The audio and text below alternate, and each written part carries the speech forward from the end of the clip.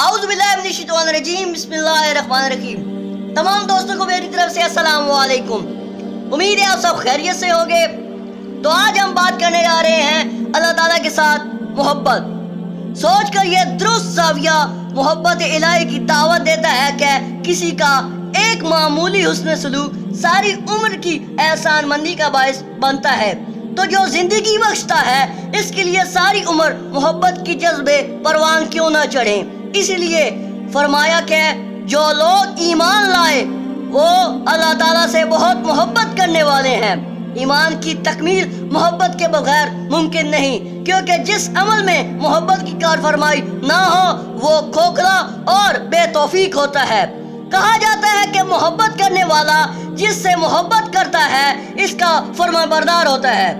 ایمان کا تقاضا ہے کہ اللہ تعالیٰ سے محبت کی جائے، اللہ تعالیٰ سے محبت کا تقاضا ہے کہ اس کے احکام کو دل سے تسلیم کیا جائے اور پوری دل جمی سے ان پر عمل کیا جائے۔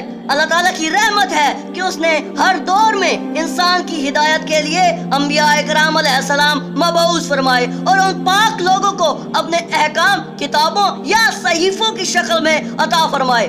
ہمارے نبی حضرت محمد مصطفیٰ صلی اللہ علیہ وآلہ وسلم اس سلسلہ ہدایت کے آخری پیغمبر ہیں، اور قرآن مجید جو آپ صلی اللہ علیہ وآلہ وسلم پر نازل کیا گیا دائمی ہدایت کی کتاب ہے اور انسان کی فلاح کے لیے آخری پیغام عمل ہے، جس پر عمل پیرا ہو کر دنیا میں کامیابی اور آخرت میں نجات حاصل کی جا سکتی ہے۔